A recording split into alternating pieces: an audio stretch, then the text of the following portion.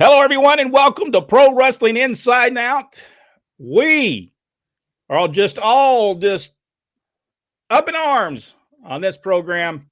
If you wasn't at our live show, if you hadn't seen our live show, you got to go back and see that. That would be August 23rd, 2021. Watch our live show, 7:30, questions and answers show.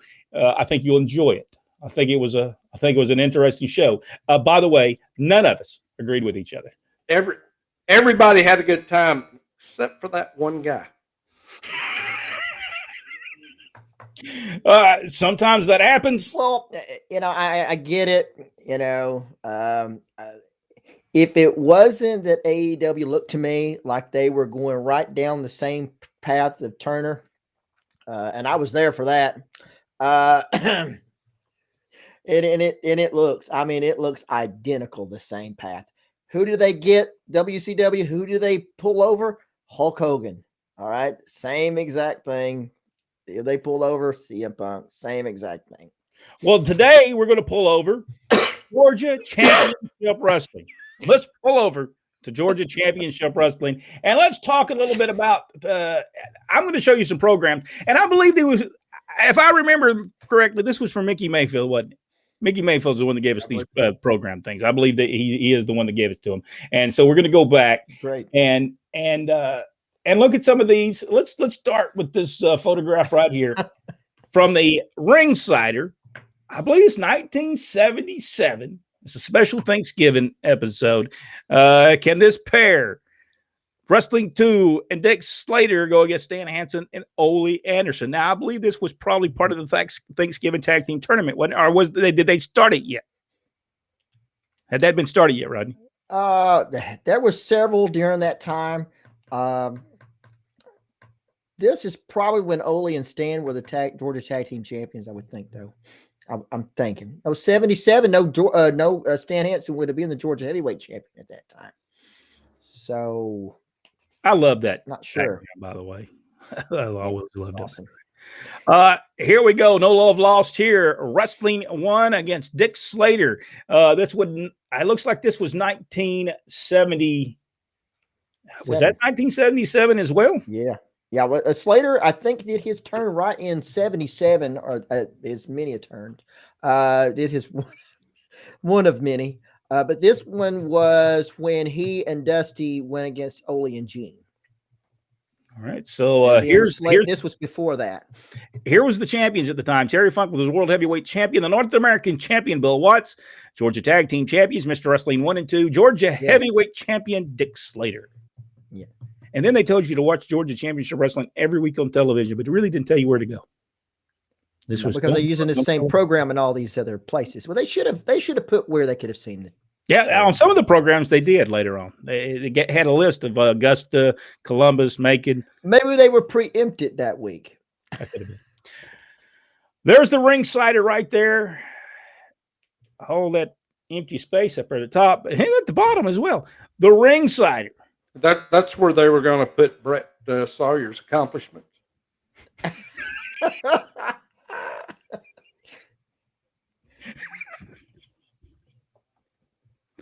Brett, I love you, man. I don't know what's wrong with Jack. I don't know what.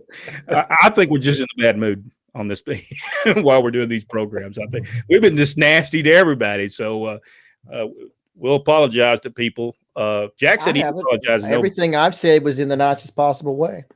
Buzz and Brett form an exciting winning team. This could be the year of the Sawyers. That's when they did the thing with Brett. He was actually Brett Wayne. He gets beat up by the Road Warriors on television, doesn't he? Yes, it was a slow buildup, though, because Buzz was already taking him and yanking him out of the ring when things started to get heated up. Buzz was over at that time when he turned. I mean, Yes. He was over. Wasn't in the shape that he was when he first came to Atlanta. And the thing about it is the Road Warriors were as well at this time. And so who would be better to go against the Road Warriors than Buzz Sawyer? Because they knew Buzz Sawyer was kicked to hell. By the way, Buzz and Brett Sawyer did beat, when we talk about the Road Warriors, they did beat the Road Warriors, by the way. Yes. So when people say they didn't do jobs, they did it. Yes, they did. And I think they did it several times from what we remember. Yeah. From where we reviewed it. Yeah, so they did do that. I don't know where that's come up with. You know, we talked about it. If you've not watched the Road Warrior video, I think it was part 1 or 2. They did sell for people and all that. I don't know where that came from. I really don't. There we got Tommy Rich and Tito Santana Arriba in this program here. Well, Tommy looks like his eyes look dark in that photograph, don't they? Tommy That Rich. was because of a flash, it looks like to me. Because of that. Had the bright lights on the set and then a flash, I think. Could have powder in his eyes too. That could.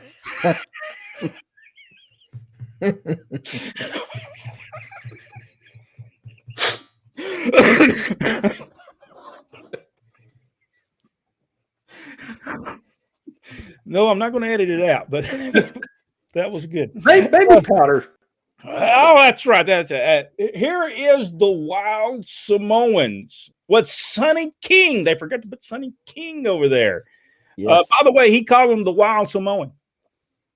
Never put the S on the end of that. Sonny King did. Sonny King had style. He did have style.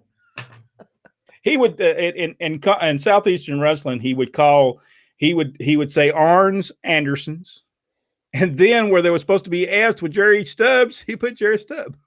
I think he did all that on purpose. That was his gimmick. That was his gimmick. And the lollipop. He had the little sucker at the sucker table. Tremendous. What did you think about Sonny King, Jack?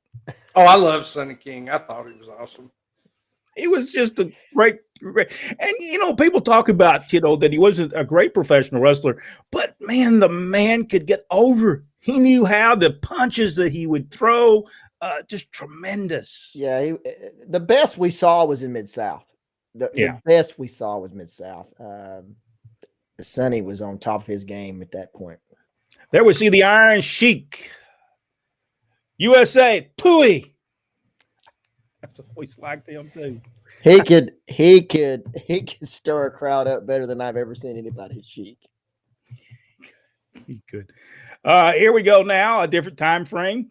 The World Heavyweight Champion, Ric Flair, the National Tag Team Champions, the Fabulous Freebirds. Evidently, that was only Terry Gordy and Michael Hayes. There was no Buddy Roberts in that picture. Was he already gone by then? No, this was later when they had broke up and then they came back. Oh, they came back. That's right. And this would probably be the program in which they had the national champions against the World Tag Team Champions with the Freebirds against Ole Anderson, Stan Hansen. The National Heavyweight Champion, Paul Orndorff. Here is the card for the Omni on Sunday, August 15th. Tom Pritchard. They spelled his name right on this one.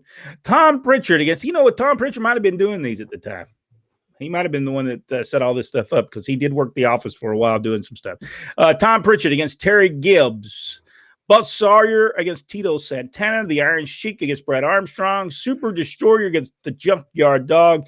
Magnificent Morocco against Leroy Brown. The Superstar against Ron Fuller. Great match, by the way.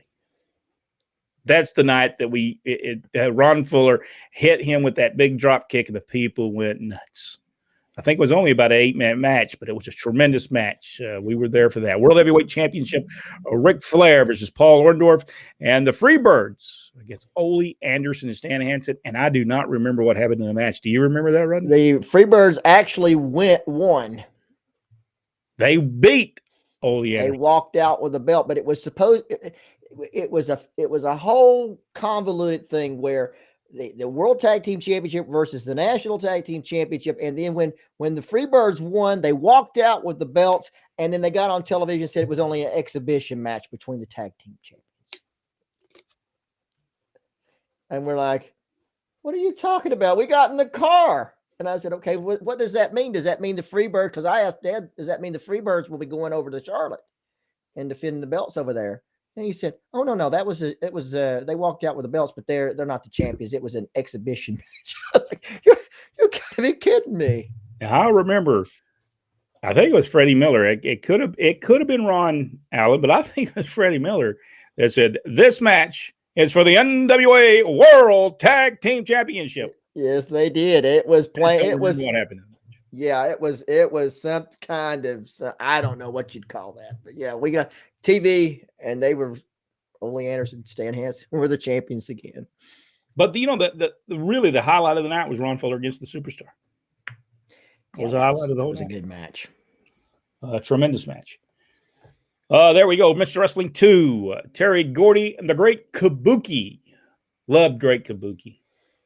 I just, he didn't have the greatest matches in the world. I know, No, but he had an appearance, and he had such a, I don't know, it was a mystique. And then they blow in the green mist. It's awesome. Is that the first person, Jack, you saw do the green mist? Yes, it was. We were in Chattanooga one night. I'll never forget. The people were all waiting for him to come down. And that's the one time Gary Hart was with him. I don't think Gary Hart was always with him, but he was with them on that particular night. He gets in that Memorial Auditorium, comes off the stage there at the Memorial Auditorium, and people they're booing him and everything. He stops. Surrounds him. And they surround him, but he takes a turn, and he does that turn all the way around. And people just go both ways and run away because they're thinking, well, we're fixing to get the mist. Because did he not do the turnaround and then do the mist most of the time? Normally, yeah. That was the people knew that was fixing to happen. One night in the Omni, he does the thing. He spits the green stuff, and then he does another turn, spits red stuff out. The people went nuts in the Omni.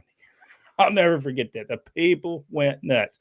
Gary Hart, way before his time. I know Rodney said he invented wrestling, but there was some things he did invent. So he didn't invent the mist. I think it was his ideal to do that. So Gary Hart was a very smart man, and if you watch they were when Gary was booking the San Antonio, Texas part, they had some really good stuff, really great stuff. Here we go. This was the famous Wrestling 2. Yes. Robe tore up. If you go back and watch that tape, it is available on video. It's available on YouTube. If you go watch the tape, the poor kid that the Superstar grabs a hold and is just totally destroyed. It just destroyed him. He's sitting, he's crying. And now when I say a kid, I'm not saying he was 12 years old or nothing. I'm talking he was 20 years old, was crying over this. You remember that, Rodney? He was absolutely crying over it. I'm not mistaken. I believe I was supposed to be picking up jackets on that day, and they switched me out.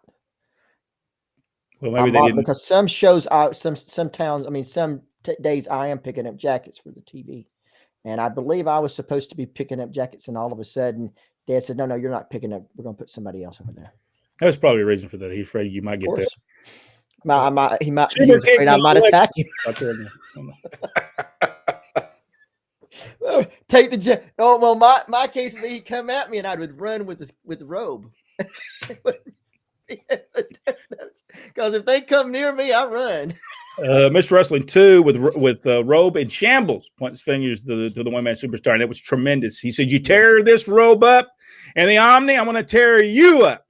And that was the whole. It did great, but that was the one that Barnett came back and said, "Oh no, we didn't do good tonight." Well, what are you talking about? It was great. We had a good house. You got to watch them promoters. Place be sold out. People sitting on the steps, and you could have done better. And that was out of the blue, really, with 2 and Superstar.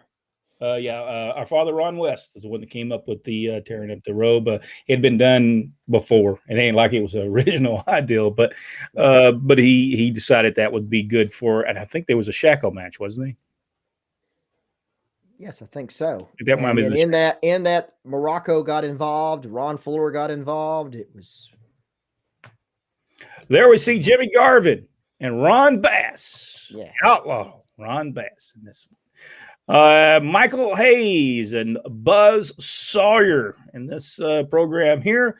Wildfire after Superstar and Super Destroyer, and Bad Leroy Brown joins in. Yeah. Some good stuff, some good matches and stuff back then.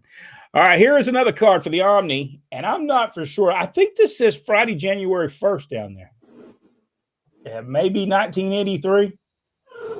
Maybe. I think that may be what that says. The first match was the Angel against Jimmy Garvin, Ron Bassett. I think it'd been 1982, wouldn't it, Ron? That would have been 1982. I bet that'd be January 1st, 1982. The Angel against Jim Garvin, Ron Bass against Jerry Oates, Kevin Sullivan against El Grande Apollo, Austin Idol against Big Red, Terry Gordy versus Stan Hansen, Texas Death Match, Buzz Sawyer versus Miss Wrestling 2. Now, this occurred at another time to the Superstar in Wrestling 2 because did Buzz Sawyer not help him rip his robe off at one point? Yes. Didn't that happen? Terry Funk, National Tag Team Championship. Terry and Dory Funk Jr. against Bob and Brett Armstrong. I believe at this time Bob was booking. Awesome match, by the way. Yes, that was a great match. The Great Kabuki, managed by Playboy Gary Hart against Dick Slater. And I think the videos, the build up to this is on YouTube. The Assassin against Andre the Giant. If the Assassin loses by pinfall or submission, he will unmask. So in other words, we're going to get a disqualification out of that one. Might as well just tell people. Special challenge tag match: the Superstar and the Super Destroyer against Wildfire Tommy Rich and Badly Red Brown. I'm not for sure the Omni did tremendous business that night, though. I think we were there, but again, I think I only remember Terry Funk Jr. against Bob and Brett Armstrong. I don't think I remember anything else about the card. There we see Mr. Excitement, Dick Slater, the Funk Brothers, Terry and Dory Funk Jr., the Universal Heartthrob Ostinato, Stan Henson. And here we go. Robert Gibson against Jim Duggan. I always liked that little finishing maneuver he used to do. What did he call that? There was a name for that move. It hadn't been used in 20 years, but Robert did that tremendously. Yes. It was a very that move needs to come back in wrestling, but maybe not. Maybe somebody will break it. I'll try to remember to call him tomorrow and ask him because he got his first granddaughter today. So, whoa! Congratulations! Call him anyway. Yes. By the way, Robert Gibson doesn't get a lot of respect as far as with the Rockville Express, but go back and watch. Robert was very good. And he really deserves more respect than he gets as the right, because he was very, very good. Go back and see him. I think at the time Ricky Morton just outshined a little bit, but man, he could work, and he was just tremendous, just golden. It was just golden. And right there, that's the on the crew with the 1984 crew right there, Robert Gibson and Jim Duggan. Yeah, Jim Duggan. He's beating Jim Duggan, or Jim Dugan. At that time, the announcer would always call him Jim Dugan. And he'd come out and have a fit and break stuff and throw stuff around. And my name is Duggan, Dugga. I'm not Dugan. That was good stuff. He was getting over, too. Man, he was getting over. And then he just left. I'll tell you what happened. Oh, this is Bill Watts saw him and brought him to Mid-South. He was very good. Jim Duggan was very good. I think he came from before Jim Duggan went to Mid-South, did he end up in, I know he wrestled for Southeastern Championship Wrestling for a while for the Fullers. Was that after this, or was it, I think it was before he came to Georgia. Because I think Bob Armstrong might have been the guy that brought Jim Duggan there. He did. Because I think he might have been wrestling in Southeastern, but Jim Duggan said he when he wrestled, he thought he was going to be called the Convict, and he put a big C on his mask, and people didn't even recognize that it was a C on his mask. He says, "What is that little thing on here?" He says, "It's C. I'm the Convict. I'm the C Convict." He said he eventually took that off because he got tired of explaining to people what that meant.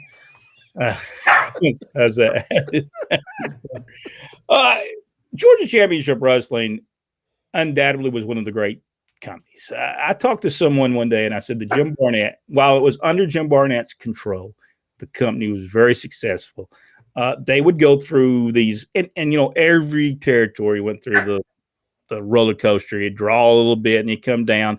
But I'm not for sure back then it was done on purpose back then. It would level out because then they wanted to come back up. I think they wanted that roller coaster effect, so they didn't hot shot the territory and kill it. And I think today there's so much stuff in wrestling done from show to show to show, and every match has something going on that is a hot shot thing in wrestling. And I think back then they wanted it that way. They did not. They wanted to take a while, 4 or 5 or 6 weeks before they did some big angle again after they had just done something. And I think that's probably smart business for a long term wrestling company. And Jim Barnett was tremendous at doing that. Let's go now and see what we've got to say. By the way, folks, some of these things that we may talk about on here is probably from a live show that was done on August 23rd, 2021. We got a lot of people talking. We didn't even get through all the comments. We had so many people discussing. In fact, if you go back and watch that show, you can hear this animal growling the whole time. She was even upset over the whole situation. And I'm not for sure she's upset with me. I'm not for sure she's upset with Rodney. I don't know. Maybe even Jack. I'm not for sure. Maybe she didn't agree with Jack. She's a CM Punk fan too. So well, there you go. So, so she was mad at me or Rodney, one or the other, and she was very upset that we said something derogatory about him. All right, here we go. Let's see. Blended right in with your shirt. We can barely see. Yeah. All right. Aaron Gatlin. By the way, Aaron's got something he wants to talk about, and I think we need to do this on one show. And I didn't get back. I hadn't been able to get back with him, but he'd like to talk about it. He promoted a wrestling show, reunion show in Dothan, Alabama. I can't remember now what year that was, but and I got to meet him very briefly. He was the promoter. He was one of the promoters, basically, him and some other guy. And he wants to talk about the experiences he had in promoting his show and what's the difference in what he found out about promoting wrestling. And we'll all compare because we've all promoted professionally and been a part of organizations that other people promote wrestling. So I think we'll do that next week on the supporter channel and maybe get his thoughts, what he wants to talk about. Aaron did say, how would you rate CM showing up to Luger showing up at the mall? I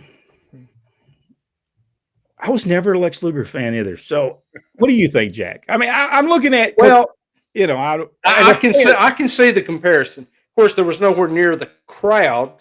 So, but it was a tremendous thing. I mean, it really was. But we also got to remember that he was coming pretty well fresh off WWF at the time. And he had not been successful. No. So I think, it's two different apples and oranges, really. Yeah, he didn't really get over WWF at the time. Rodney, what do you think? You remember Luger? They killed him off. You don't do a big build up like they did with Luger and then beat him. That killed him off deader than a doornail. Did they beat him when he? Yeah, oh yeah. Well, it was a huge build. I mean, I would have beat him too, but then I never would have pushed him. So yeah, you don't make a big deal about the body slam thing, and then he comes off a helicopter, and you do that big build up just to beat him. I mean, I think that wasn't his fault. The title match was actually a count out, if I remember correctly. Yeah, it wasn't. Yeah, but that was the end of his push. Yeah, he was gone. And I'm not mistaken, at the same show that Hogan came out and beat Yokozuna. Was that Caesar's Palace? Yeah, that was at WrestleMania. Was it that following? No, now Bret Hart was the champion. Yoko beat him, and then Hogan comes out and immediately gets a match. That's right. I remember some because Luger was on that show, but Luger was a heel. I think that was one of his first matches. And prior to that show, Randy Savage busted Hogan right in the eye. So yep. It finally came out that really did boating accident. Yeah. That's what they said. Yeah, it was a boating accident. All right. The oar went right in his eye by Randy Savage. Let's see. Well, by the way, I don't think that Hogan did anything wrong. Randy was just crazy. That's just crazy. I'm not a Puck fan, but he got a great pop. Yes, he did. Yeah. Yes, he did. I was very impressed, by the way, and I could see the emotion, and I missed that in wrestling business, the emotion. Just checking in, fellows. Richard Hood, Terry Funk. He's talking about it. We showed a picture of him on our programs there. By the way, thank you, Mickey Mayfield, so much for those. We've got some more too that we're going to share. We'll probably share those on another episode because he sent us a ton of them. I mean, he had like 8 years worth of programs. Greatest of all time. I talked to him just a few days ago. Yeah, Terry Funk. He won an award, didn't he, just recently? Or they gave him an award? Yeah, and I can't remember what that was for. Michael Barr said, Rodney, you say things in the nicest way. That's right. And it's arguing your point as well. Stuart Kemp said, I finally got it. I'm not for sure what he got. He finally got in. Got out. Jack has jokes tonight. And I wasn't even kidding.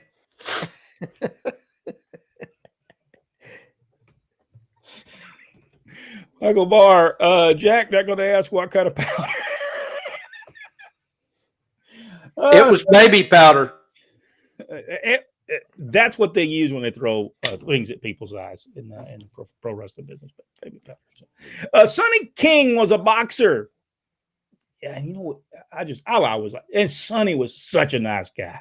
He was such a nice man. I remember we were out in Pensacola. He had a lot of time off in Pensacola, by the way. But we were there, and we were out. We lived on the bay of Pensacola, and we were flying a kite, and we wanted to see how high we could get this. But we found out that a kite really don't go up; it just goes out.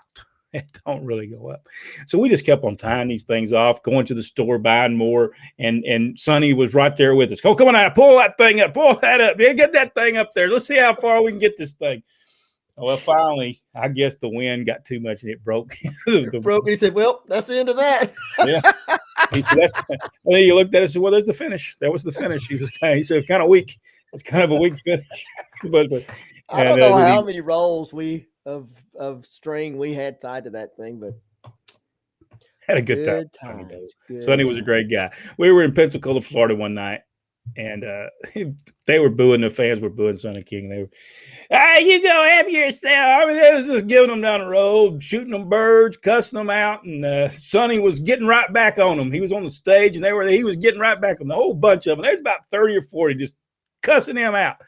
And Sonny, at the end of it, say, okay, guys, I'll see you next week. Okay, Sonny, we'll see you next week. They were working with him just like he was. Me and Rodney looked at each other and went, what? What was that about? So by the way, folks, when people tell you wrestling fans, all of them believed wrestling. No, they did not. No, they did not. People liked wrestling because it was done in a fashion that it was believable to people. And it's not that they went home and believed. Some did. Some did. Some people still do. So it didn't matter how many times a year. But it was a funny time.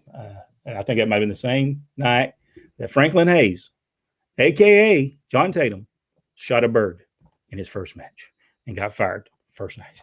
I think that might have been the same night. Didn't Sonny train Junkyard Dog? I don't think so. Because Junkyard Dog was trained up in like Ohio or something. And I don't think Sonny King was there at the time. So, no, I don't think so. I'm not for sure who trained Junkyard Dog. I don't know that we know that. Jack could have used the duct tape for your tire earlier. Jack, did you have a problem with your tire earlier? Gosh, I did. It's an all-day process of getting a flat fixed. And I'm talking from 10 o'clock this morning until 5 o'clock this afternoon before I finally got it done. Wow. Well, no wonder you were in a bad mood. Well, I've got a good guy here in Cleveland who will take care of that for you. 10 minutes and you're in and out. There's no problem there. Well, when I say Jack was in a bad mood, I think it might have been me. I'm not for sure. No, it was me. It's definitely me.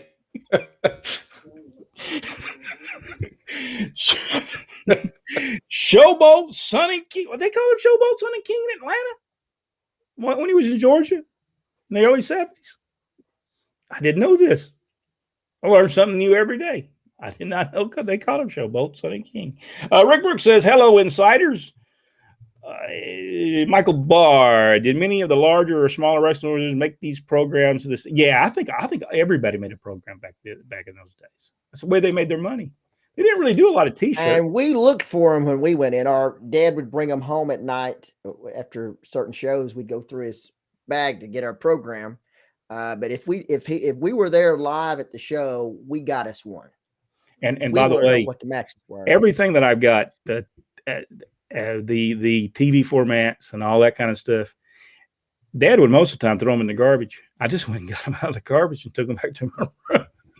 Kept all that stuff. They probably got mad if they. You're right. They'd been really mad. They didn't know what they didn't know. Didn't hurt them. But that stuff would have been gone. Nobody would have ever seen it. I'm the one that kept it. And later on, years later, Dad said, "Where'd that stuff come from?" I said, "Well, I used to take it when you throw it away. I take it out of the garbage and I take it back to my room." And he said, "Well, I didn't know that." But they probably would have got mad. Michael Barr, Rodney. I'm not one to get easily offended, but I'm coming out to get your belt. He's coming to belt. He's going to, he's traveling a long way to get your belt. That's right. Champion right there, it says. I mean, from Dothan area to Lafayette, Georgia, that's a good, 7 hours? And I'm telling you, Michael, he's still going to make you buy a ticket. I know him. Even if you're coming to wrestle, you got to buy the match. You're getting in the ring. The bell rings. Excuse me, sir, but can we see your ticket first? That's right. We get security. Now, by the way, Brian says get in line. Michael says get in line. He's coming for that. He's coming for that title as well. Richard Hood said Gary Hart got the idea of kabuki mints from the ingredients his wife used in making cookies. Very interesting. I'd love to get that book. Man, I'd love to get his book. They say, though, that it's like gold at this point. Yeah. It costs more than gold. Michael Barr, did he not leave his book rights to anybody? He's got kids. So you'd think they would capitalize on that because it would be huge. I mean, they could really make some money. No boxing guy, thanks. I have my hill part down pat, and I was here and have to be waiting for a long time for that time. We all play the hill sometimes, Sometimes it's me, sometimes it's Rodney, sometimes it's Jack. We all have to play that part at some point while we're in the game of professional wrestling. Let's see, maybe so, Michael Barr, but there's a new hill in town, a bigger, better, more beautiful, so bad. They're cutting promos on people. I'm telling you. They will go ahead and use the new Fame promo thing. All right. Hey, by the way, I'm looking on eBay. Gary Hart's book is only $475. Wow. Oh, man. What a bargain. I get right on that. Well, there's another one down here. If you can't get those for $1,500. Michael Barr also said, they said, Brent, you were right. Without great babyfaces hills, there will be no wrestling. Leave out the shades of gray. I think we all agree that a show has to have bad guys. I mean, a movie's not going to be good if you ain't got no bad guys. Yeah, that's one thing Cody Rhodes said here not too long ago that I totally disagreed with. And he said that everybody is in a gray area now. There's no such things as heels and babies. And you have to. That is one of the core. It's like the lockup never changes. Good against evil. That's the core of it. That's the core of even a great movie. Yeah. And that's the reason that when we go back through the list of great rivalries, Cody Rhodes' name's not in one of them. Hey, look, That's y'all know serious. my Star Wars obsession. I like Darth Vader, but I don't cheer for Darth Vader when the movie's playing. Darth Vader ain't real. That's right. But you get into it while you're watching it. It's the same thing with. I used to love Lost. 24, tremendous. I knew Jack Bauer was the babyface. I knew he was, and I knew that almost everybody else was the heel on that thing. And then there were a couple other babyfaces in that show, but you knew it. You knew who the good guys was. You knew who the bad guys was. So you was rooting for Jack Bauer to kick some tail. I've been going back and watch those shows, by the way. Still tremendous to this day. Wrestling 2, mass courtesy of Jerry Cherry. Poor old Jerry. Mass gimmick, whole career. He was just not making anything. He was way off. Tommy was sharing the baby powder at times, I think. Yes, boxing guy, Brian the Barrett, and you're chatting with him. Man, they're doing the whole gaming on here. Look at that. We're gonna have to sign y'all for the semi-main event. That's right. Hey, you still got to buy a ticket. That's right. Telling you. I'm gonna be honest with you. I don't step back in the ring. I'm like CM Punk. I quit 20 years ago, and I'm not getting in the ring with you. I'm telling you right now. I'm going to hire people to wrestle. If I was one or the other, I would watch each other's back, because when you go for the tag, I'm afraid they might not be anybody there for you. Tag, short arm tag. Whoops. I think they might turn on each other. Man, now, see, if you come after the three of us, I'm the only one that's going to stand there, because I'm the only one that can't run. I can't. I'm not. I don't want to fight, but I can't run. Going to get heated here in a New York minute. Thank Brian. That's all cool. He also said maybe we should tag up and take on Brother West. I think we already did that. I think it came on there twice, didn't it? They need to eat and take more Wheaties. Yeah, I'll tell you what, my back is in such bad shape. You slam me once, I'm not getting up. I'm going to just be there. I took a spear 2 years ago, and I'm still not over it. Wow. Hey, he said he may even let you carry his belt there, Michael. Michael Barr also said Ricky Gibson was a great back. He was. He was so good. I thought that Ricky and Robert were a great tag team. They came to Atlanta for a while, just a brief time. I mean, I don't think they were there maybe 3 or 4 weeks, but I thought they missed the boat with them.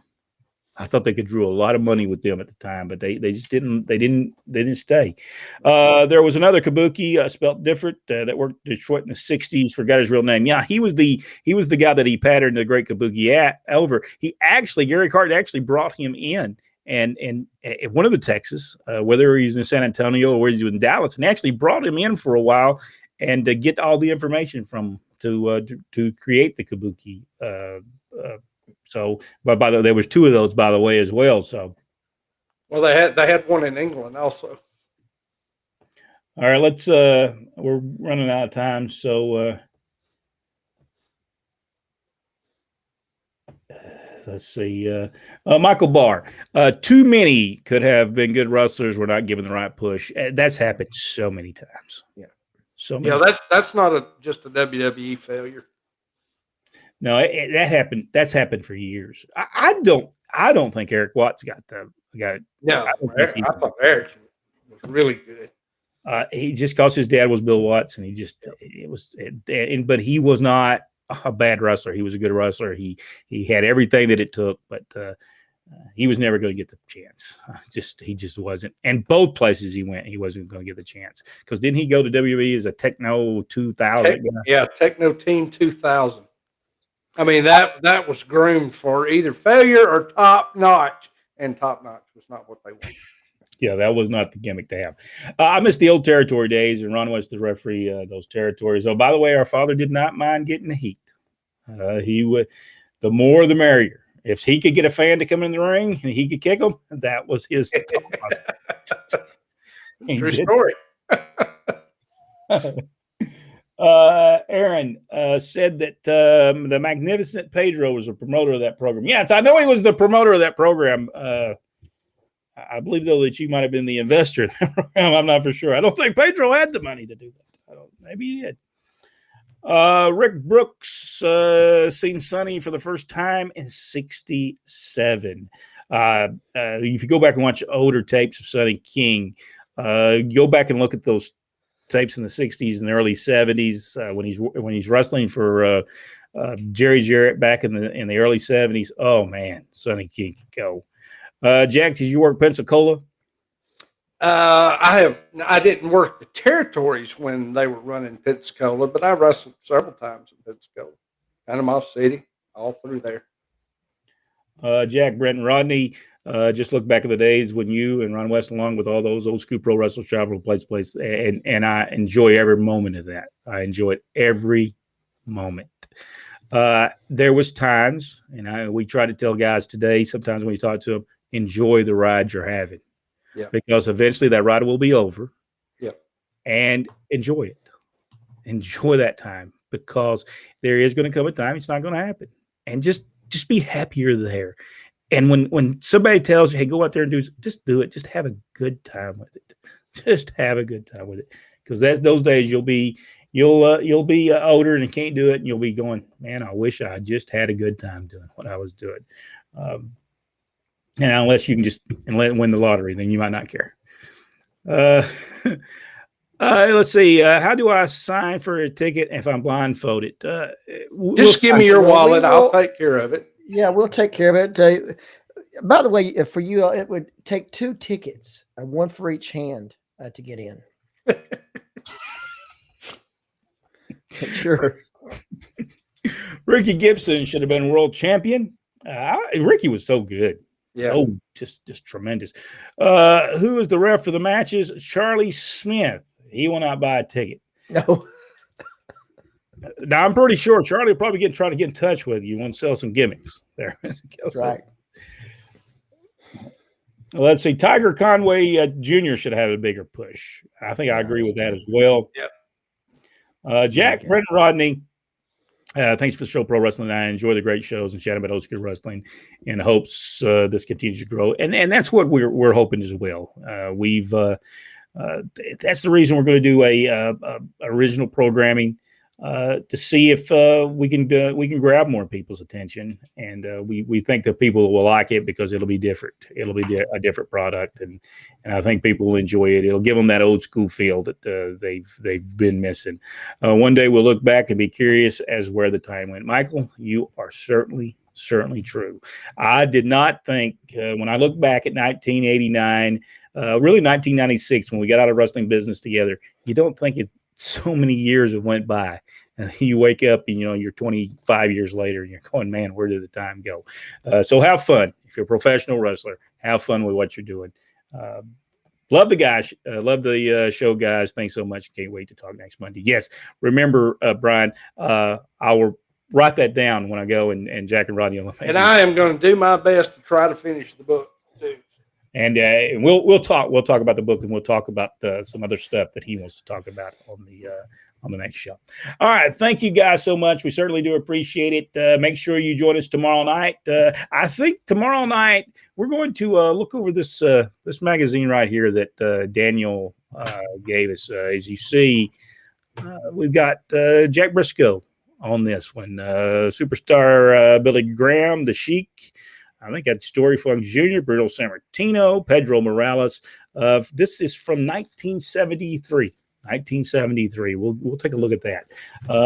There's a very interesting article in here about a guy named Jay Graham. Jay Graham. He had one match in his career in professional wrestling. We'll look at that on the next video right here on Pro Wrestling Inside Now. Thank y'all so much, and we'll see everybody on the next episode of Pro Wrestling Inside Now.